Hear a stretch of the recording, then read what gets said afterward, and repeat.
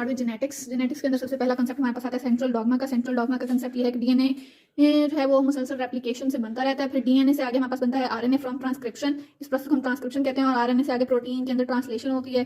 Transcription में ये होता है कि हमारे पास जो जीन है वो एज कोडॉन्स स्टोर हो जाते हैं मैसेंजर आरएनए पे, और फिर वहां से वो कोडॉन्स जो हैं वो ट्रांसलेट होते हैं प्रोटीन में, जो कि एक अदर फॉर्म ऑफ लैंग्वेज हो जाएगी। डीएनए के स्ट्रक्चर की बात करें तो इसके अंदर हमारे पास 3 to 5 फॉस्फोडाइएस्टर बॉन्ड्स होते हैं। 3 प्राइम होता है, 3 प्राइम हाइड्रोक्सिल ग्रुप होता है पेंटोज शुगर का, और 5 प्राइम हाइड्रोक्सिल ग्रुप होता है हमारे पास फॉस्फेट ग्रुप का।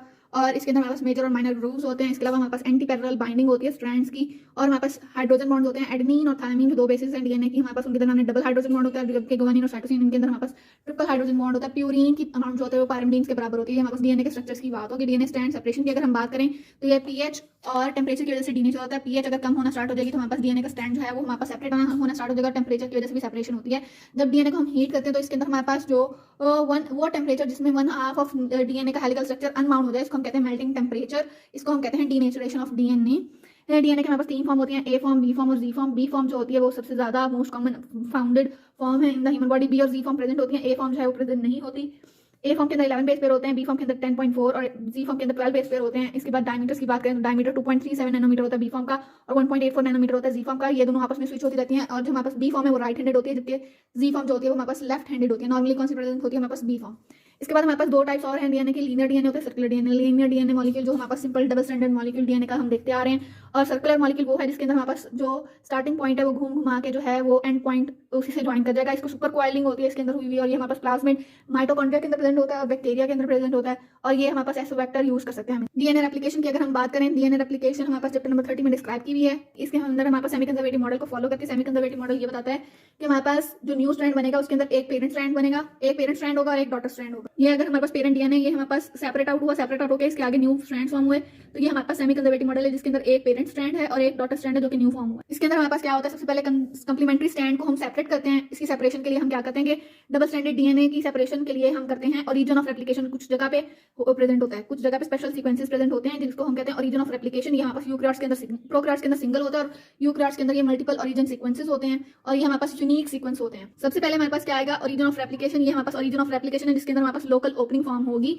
By the strand separation. Second step के अंदर हमारे पास रेप्लिकेशन फॉर्क जो है वो फॉर्म होगा। वो कैसे होगा कि हमारे पास डीएनए ए प्रोटीन जो है वो हमारे पास इनिशिएट करेगी रेप्लिकेशन को, और वो हमारे पास ओरिजिन वाली जगह से डीएनए को पिघला देगी। डीएनए को पिघला देगी तो हमारे पास डबल स्ट्रैंडेड जो है वो सिंगल स्ट्रैंडेड डीएनए के अंदर कन्वर्ट हो जाएगा। इसके बाद हमारे पास डीएनए हेलिकेज। डीएनए हेलिकेज क्या करेगा कि वो हमारे पास उस स्ट्रैंड को, दोनों स्ट्रैंड्स के दरमियान में सेपरेशन करेगा। ये हमारे पास आ गया डीएनए हेलिकेज। सबसे पहले स्ट्रैंड सेपरेशन कराएगा डीएनए ए प्रोटीन जो कि इनिशिएट कराएगा रेप्लिकेशन को, जिससे हमारे पास मेल्टिंग स्टार्ट होगी। फिर हमारे पास डीएनए हेलिकेज दोनों स्ट्रैंड्स को एक दूसरे से दूर कर देगा, और फिर हमारे पास ये सिंगल स्ट्रैंडेड बाइंडिंग प्रोटीन एसएसपीपीज जो है ये बाइंड कर देंगी, और हमारे पास जो स्ट्रैंड है वो दोबारा से वाउंड होने से बच जाएगा। इसके अंदर हाइड्रोजन बॉन्ड यहाँ पे फॉर्म होने की कैपेबिलिटी है, जिससे हमारे पास यहाँ पे हाइड्रोजन बॉन्ड नहीं फॉर्म होंगे, और हेलिक्स जो है वो सेपरेटेड रहेगा और फोर्क की फॉर्म में ही रहेगा। इस पूरे कॉम्प्लेक्स को हम कहते हैं प्री प्राइमिंग कॉम्प्लेक्स। डीएनए ए प्रोटीन जो कि इनिशिएट करा रही है, डीएनए हेलिकेज जो कि हमारे पास स्ट्रैंड को अपार्ट करा रहा है, और सिंगल स्ट्रैंडेड बाइंडिंग प्रोटीन जो है वो हमारे पास करा रही है स्ट्रैंड की सेपरेशन को मेंटेन रख रही है। अब हमारे पास जब स्ट्रैंड को हम सेपरेट करते हैं ना, तो उससे हमारे पास 2 तरह के कॉइलिंग्स आ जाती हैं। एक हमारे पास आते हैं पॉजिटिव सुपर कॉइल, एक आते हैं नेगेटिव सुपर कॉइल। जो रेप्लिकेशन फॉर्क के आगे वाले हिस्से में, यानी कि जहां पे रेप्लिकेशन फॉर्क बन रहा है उससे आगे वाले हिस्से में बनेंगे उनको हम पॉजिटिव कॉइल कहेंगे। जो उससे पीछे वाले हिस्से में बनेंगे वो हमारे पास नेगेटिव कॉइल्स होंगे।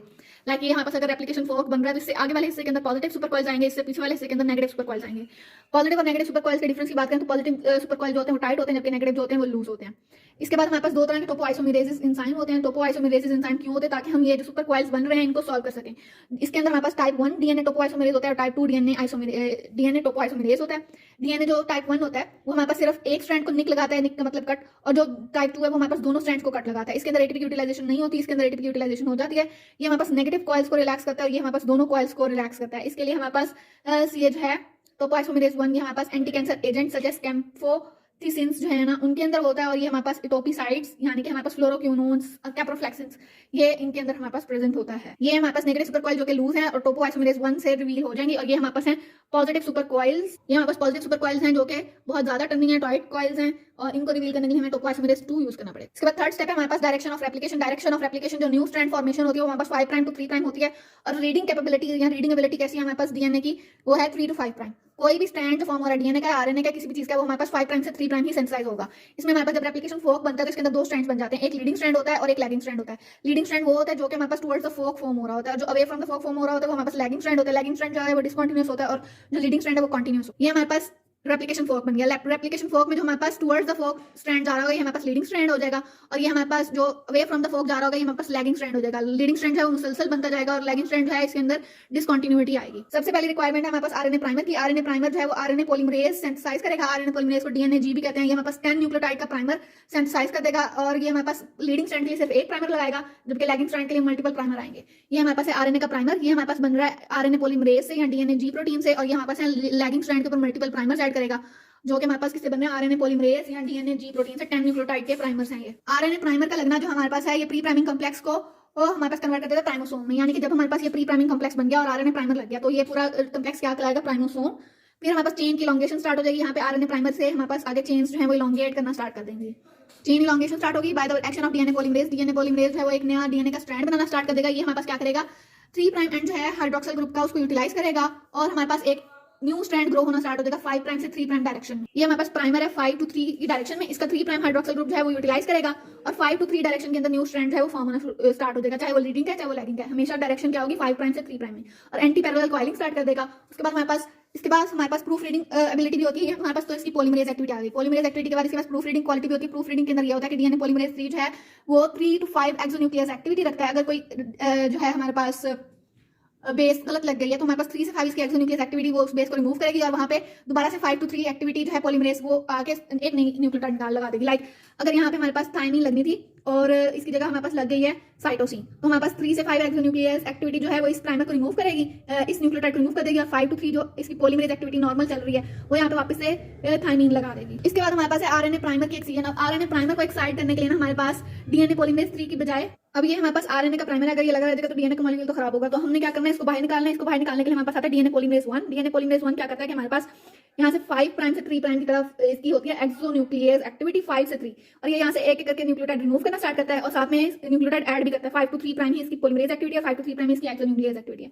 डीएनए पॉलीमरेज 1 जो है यहाँ से एक एक न्यूक्लियोटाइड निकालता जाता है और साथ में उसको डीऑक्सीराइबोन्यूक्लियोटाइड से रिप्लेस करता जाता है, जिससे हमारे पास ये आरएनए का स्ट्रैंड है वो एंड पे आके डीएनए के अंदर कन्वर्ट हो जाता है, और यहाँ पे भी जो लैगिंग स्ट्रैंड है वहाँ पे भी आरएनए प्राइमर को इसी तरह रिप्लेस करते हैं। इसके बाद हमारे पास लाइगेज क्या करता है कि एंड पे हमारे पास जो लास्ट फॉस्फोडाइस्टर लिंकेज रह जाएगी ना वो हमारे पास बनवा देगा, और वो कैसे बनेगी, लास्ट फॉस्फोडाइस्टर बॉन्ड यहाँ पे रह जाएगा। ये डीएनए जो कि डीएनए पॉलीमरेज 1 ने सिंथेसाइज किया है उसके, और वो डीएनए पॉलीमरेज 3 पहले सिंथेसाइज कर चुका है उसके 3 प्राइम हाइड्रोक्सिल ग्रुप का, इस वाले का हमारे पास होगा 3 प्राइम जो 1 से आ रहा है, और जो 3 से आ रहा है उसका होगा 5 प्राइम। इन दोनों के दरमियान हमारे पास फॉस्फोडाइस्टर बॉन्ड हो जाएगा, और हमारे पास डीएनए लाइगेज जो है उसको सील कर देगा। Final phosphodiester linkage between the 5 prime phosphate on DNA synthesized by DNA polymerase 3 और 3 प्राइम हाइड्रोक्सिल ग्रुप किसका होगा, डीएनए पॉलीमरेज 1 का। और फिर हमारे पास हो जाएगी इसकी टर्मिनेशन के लिए हमारे पास टस एक प्रोटीन होती है, टर्मिनस यूटिलाइजिंग सब्सटेंस, इसको यूटिलाइज करते हैं हमारे पास हो जाएगी टर्मिनेशन। इस सारे प्रोसेस को अगर हम रिवाइज करें तो सबसे पहले हमारे पास ओरिजिन हुआ, मल्टीपल भी हो सकता है सिंगल भी हो सकता है। ओरिजिन के अंदर हमारे पास रेप्लिकेशन फॉर्क फॉर्म हुआ by the use of DNA helicase. DNA helicase ने इसको हमारे पास रेप्लिकेशन फॉर्क बनाया और सिंगल स्ट्रैंडेड बाइंडिंग प्रोटीन आके बाइंड करके ताकि हमारे पास दोबारा से कॉइल ना कर जाए। ये हमारे पास हो गया प्री प्राइमिंग कॉम्प्लेक्स बन गया। प्री प्राइमिंग कॉम्प्लेक्स बनने के बाद हमारे पास क्या हुआ, यहाँ पे प्राइमर्स ऐड किए हमने। प्राइमर ऐड करने से क्या होगा कि हमारे पास डीएनए जो पॉलीमरेज 3 है वो खुद से सिंथेसिस नहीं कर सकता डीएनए की जब तक उसके पास एक प्राइमर ना हो। एक प्राइमर हमने ऐड किया बाय एडिंग आरएनए पॉलीमरेज और डीएनए जी प्रोटीन। इससे हमारे पास क्या हुआ कि हमारे पास जो लीडिंग स्ट्रैंड था उसके पास सिंगल प्राइमर ऐड हुआ 10 न्यूक्लियोटाइड बेस पेयर्स का, और हमारे पास जो लैगिंग स्ट्रैंड है वहां पे मल्टीपल प्राइमर्स ऐड होंगे। फिर हमारे पास डीएनए पॉलीमरेज 3 आया। डीएनए पॉलीमरेज 3 ने इसके एडिशन में आरएनए के प्राइमर के एडिशन प्री प्राइमिंग कॉम्प्लेक्स पे जब हुई तो इसको हम कहेंगे प्राइमोसोम। प्राइमोसोम के ऊपर हमारे पास आया डीएनए पॉलीमरेज 3। डीएनए पॉलीमरेज 3 ने हमारे पास अपनी एक्टिविटी स्टार्ट की। इसके अंदर हमारे पास 2 एक्टिविटीज थी, एक पॉलीमरेज जो कि चेन को इलॉन्गेट कराएगी, और साथ में प्रूफ रीडिंग एक्टिविटी जो कि इसको साथ साथ ठीक भी करती जाएगी अगर कोई गलत न्यूक्लियोटाइड लग जाता है। डीएनए पॉलीमरेज 3 क्या करेगा कि हमारे पास इसको सिंथेसाइज करना स्टार्ट करेगा, और हमारे पास इसके अंदर एक स्लाइडिंग क्लैंप भी होगा जो कि इसका ही यूनिट है, बीटा सब यूनिट। न्यू स्ट्रैंड ग्रो करेगा फ्रॉम 5 प्राइम टू 3 प्राइम, और लैगिंग स्ट्रैंड के ऊपर मल्टीपल हमारे पास स्ट्रैंड्स ग्रो करेंगे फ्रॉम 5 प्राइम टू 3 प्राइम, और इसके पास प्रूफ रीडिंग एक्टिविटी है फ्रॉम 3 to 5 इसकी एक्सोन्यूक्लियस एक्टिविटी जो है वो इसको प्रूफ रीडिंग की एबिलिटी देगी। जब भी हमारे पास रेप्लिकेशन फॉर्क तक फॉर्मेशन हो जाएगी न्यू स्ट्रैंड की, तो हमारे पास डीएनए पॉलीमरेज 1 आएगा, वो आके इस प्राइमर को रिमूव करेगा। इस प्राइमर को रिमूव करने का तरीका क्या है कि डीएनए पॉलीमरेज 1 के पास हमारे पास एक्सोन्यूक्लियस एक्टिविटी भी है और पॉलीमरेज एक्टिविटी भी है। इसकी एक्सोन्यूक्लियस एक्टिविटी जो है वो 5 प्राइम से 3 प्राइम है, जबकि डीएनए पॉलीमरेज 3 है उसकी एक्सोन्यूक्लियस एक्टिविटी है 3 to 5, यानी कि इस डायरेक्शन से उधर को। जबकि हमारे पास डीएनए पॉलीमरेज 1 की एक्टिविटी क्या है 5 to 3, यानी कि हमारे पास इधर से एक एक करके न्यूक्लियोटाइड रिमूव करेगा, साथ ही हमारे पास ऐड करता जाएगा, इसको डीऑक्सीराइबोन्यूक्लियोटाइड से रिप्लेस कर देगा। इस तरह हमारे पास प्राइमर रिमूव हो जाएगा। एंड पे हमारे पास लाइगेज जो है फाइनल फॉस्फोडाइस्टर लिंकेज बना देगा between the 3 prime hydroxyl group of DNA synthesized by DNA polymerase 1 and 5 prime hydroxyl group of DNA synthesized by DNA polymerase 3, और साथ में ओकाला की फ्रैगमेंट को भी सीलिंग कर देगा, और हमारे पास एंड पे टर्मिनेशन हो जाएगी बाय टस प्रोटीन। टस प्रोटीन जो है वो हमारे पास टर्मिनस यूटिलाइजिंग सब्सटेंस है, ये प्रोटीन का सीक्वेंस है जो कि हमारे पास टर्मिनेशन करा देगा रेप्लिकेशन।